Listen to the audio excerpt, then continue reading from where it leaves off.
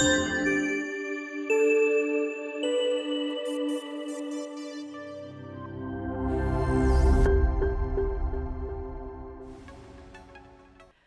is up, all of you beautiful humans out there in the podcasting land? It's your girl, Alexandria Agresta, and I am so excited to be here with you today, dropping all the bombs. Your girl's got her poof in, and this poof has all the wisdom, and these sparkly earrings have all the fun. So buckle up. We're going to learn some incredible things, and we're going to have a hell of a lot of fun. Also, I'm giving a pod talk. I had to come prepared with my dopest podcast mic, which I am very proud of in this very moment. So with that, I'm going to be sharing with you today how you can speak in a way that sells and fill your inbox with perfect dream clients after you crush it on a podcast interview. And listen, I know that is such a grabby, hooky, catchy title. Like, who doesn't want that? But then sometimes out there in the ethers, we get this catchy, hooky, grabby thing, and then it doesn't deliver, which isn't your girl's phone number. I'm going to be sharing with you tactical, practical things for you to bring that to life. So make sure you have your pen and paper. I'm going to be sharing 3 simple steps of how I've implemented this and how I actually use podcasts as an incredible stage to become a magnet for the people that I want to be serving and working with. So before we dive in, let me share who this crazy lady with the poof is and this lime green popsicle, which, by the way, this is pretty cool, right? My name, as I shared, is Alexandria Agresta. I am the founder and stage Sherpa at Made for the Stage, where I believe in a world where the message we know we were put on this earth to share doesn't die still inside us. And I'm not talking about the message of your business, of your products and services. I'm talking about that message that's much, much deeper. That message you would share if you had one day left on earth and you had 60 seconds on a microphone to speak that message to the entire world. That message. I bring that incredible world to life by turning industry leaders into thought leaders, bringing their track record of success to more stages, and helping them speak a message that creates a ripple effect of impact. Because to me, that's what the stage is all about. It's leaving that timeless legacy behind. It's leaving a lasting imprint, not just an impact, an imprint in people. And it's ultimately being remembered for something that mattered. And that's why I believe podcasts are one of the most incredible stages to be that thought leader, to speak in a way that sells the deeper vision, the depth of your message, and actually do it in a way that creates this feeling in people. You rock them down to their soul. Their cells are waking up and dancing. And they're like, I don't even know who this person is, but I got to get on their calendar. I got to get all up in their website, get me the freebies, all the things. Here's my card. Take it. I'm in. And I believe we can do that with our words and a stage. So let's dive right in. I want to get right to the goods. So I have been speaking myself for, oh my goodness, a decade now, which is pretty cool to say. Oh my God, I got to brush that off my shoulder there. So I have spoken on so many different types of stages. And there was once a time where I didn't have a strategy for speaking on podcasts. Oh my goodness. I think in a 3-month period, I spoke on 20 to 30 podcasts, and they were great. It's always great practice, great confidence booster, great connections to be made. But guess what?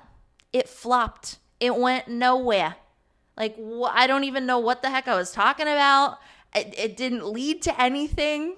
It kind of just was this thing, and I did a bunch of podcast episodes, and wah, wah, wah.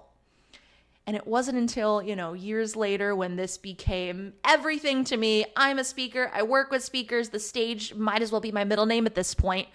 I realized that if I go into it with a certain strategy and I'm very methodical and intentional and not just being the cool, fun, inspirational person, I can actually use this stage to my advantage. I can use this type of stage to grow my business, to further my movement. And I can actually reverse it and have this audience, which I know with podcasts, we sometimes don't know most of the time who's listening, but I can reverse this and have these strangers who are listening to me actually flood my inbox wanting to hire me. So I've been on the other side where I was just yip yapping and having a lot of fun on podcasts, but it was leading nowhere. And listen, I got a message to share. You got a message to share. We don't have all day. You know what I'm saying? We got to do this with intention. We got to do this with strategy and in the most effective way as possible. So I'm going to share a thing or two or three from in the arena. Like I shared, this is a strategy I implement myself.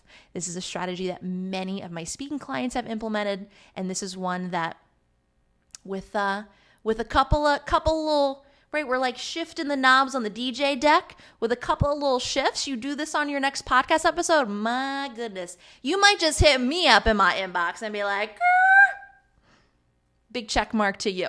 So number one, where I want to start, this is all about how do we speak in a way that sells. You must be speaking from what I call the sweet spot of inspiration and transformation. Write that down. Speak from the sweet spot. Speak from the sweet spot.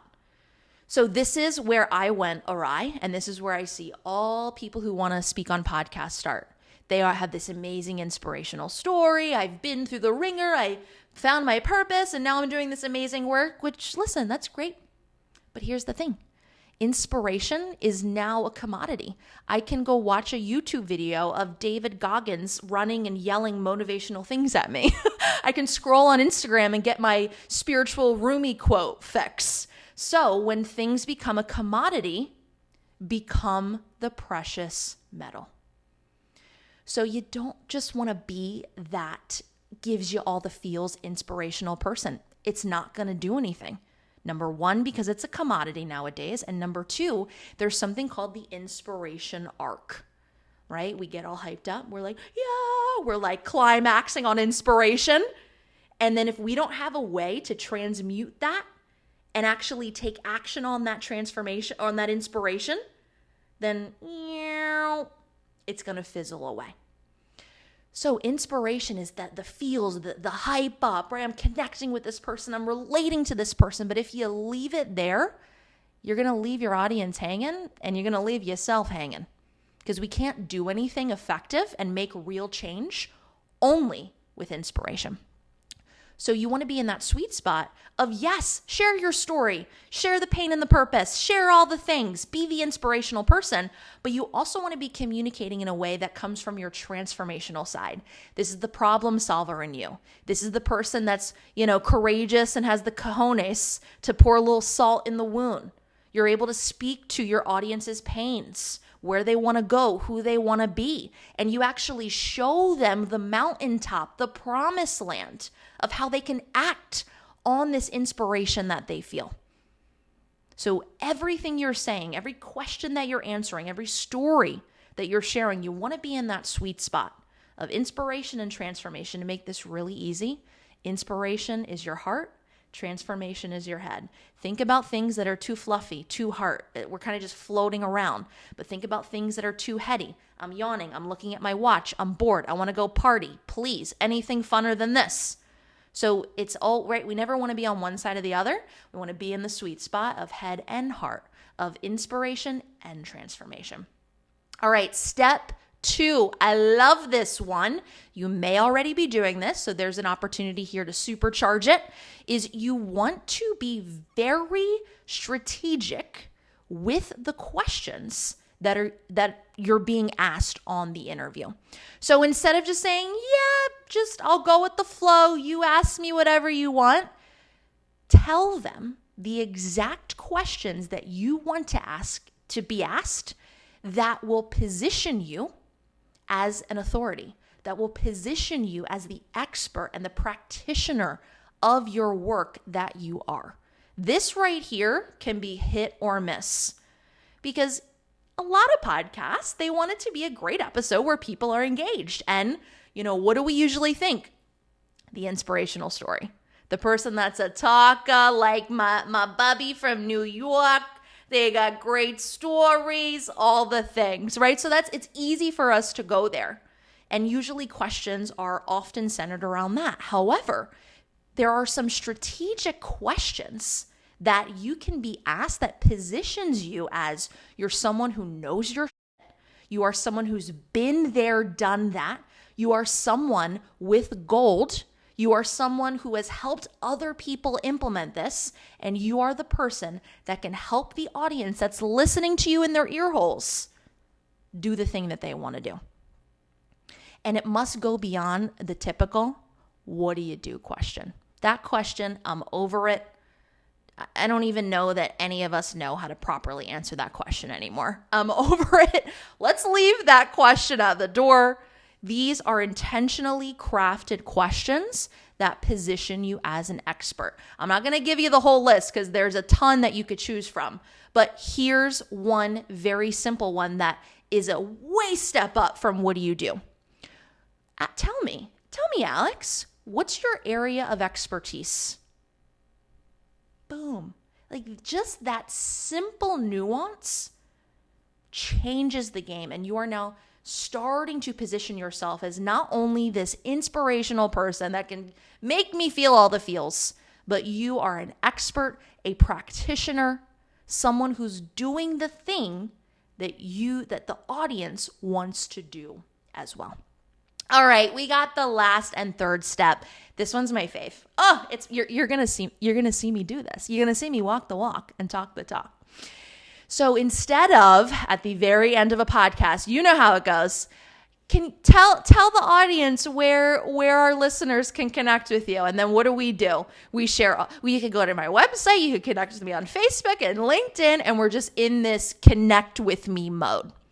That's great. Here's the thing. They can just Google you for the love of goodness.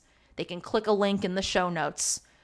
We don't need to be verbally saying that anymore, right? We want to be effective with what we are saying. And by the end of this interview, we got to close the sale, right? Metaphorically, we got to close the sale.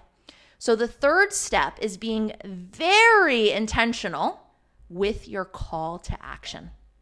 You want your call to action to be an inbound strategy. So our last step is creating a call to action that has an inbound strategy, right? Go to this link is putting the ball in the audience's court. And for me, I can't control what anyone else is going to do. So anytime I'm speaking on a stage, whether it's an in-person stage, virtual, podcast, you name it, I want to figure out how I can have an inbound strategy and have these strangers who I don't even know who they are coming into my inbox. So here's how you do it. You ready for this? So you want to come up with something where the best way to explain this is you want to come up with something that people can make their own. It feels like they're saying it. Instead of just saying, message me this word, make it almost a phrase. So for example, I help people get on the TEDx stage. So anytime I'm talking about that, I say, hey, send me a message right now if you're interested in learning more, working together, that says, get me on the TEDx stage. Send that to me on Facebook, LinkedIn, or Instagram. Or my other one that I use is, hey, if you want to connect, you want to learn more, you want to be in my ecosystem, you're ready to speak on stage, send me a message right now that says, I'm made for this stage. How amazing is that? Oh my God. I'm like being advised by my own advice right now, right? It just flips the action piece of this on its head. You're not in this ambiguous, are people going to reach out to me? I don't know. You are putting that clear line in the sand. You have an inbound strategy, and the people that are intrigued, blown away, they are needing what you offer, trust me, they will reach out to you. So you want to come up with an action-oriented line that feels like the person is saying it themselves. I'm made for the stage. Get me on the TEDx stage, right? Come up with a verb. That's what makes it action-oriented, and make it more of that I statement. So again, I, as the listener and the person who's interested in you, can really own it and feel like I'm saying it myself. +1, like extra points for you if you can brand it, right? So for me, TEDx, made for the stage. So if you're able to brand it, that makes it even more of your own. So that's all I got for today. I hope you had fun. I hope you learned a thing or two. I'm excited for you to go make these simple, subtle changes, implement them in your next podcast interview, and see what happens. It's been magical for me. I have people listening to episodes, reaching out to me in my inbox, blown away. They're sharing takeaways, they're sharing testimonials. I'm getting huge paying clients from it. I'm building partnerships with other podcast hosts around it. I mean, abundance. That's all I have to say. Whatever outcome you're looking for, abundance with this strategy. So, I told you I was going to work my own magic in today's sesh. If anything you heard today moved you, inspired you, you are wanting to up-level your podcast episodes, interviews, you're wanting to take your message to more stages, I would love to connect with you. I would love to be in each other's orbits. And of course, I want to be in your corner, rooting you on, helping you get to your stage promised land. So reach out to me on Facebook, LinkedIn, or Instagram, and make sure to message me. I'm made for the stage. This way I know you heard this, and you're getting to see me live in action of exactly how you can do this on your next podcast interview. All right, my beautiful humans, much love, much magic, and I'll see you on the stage.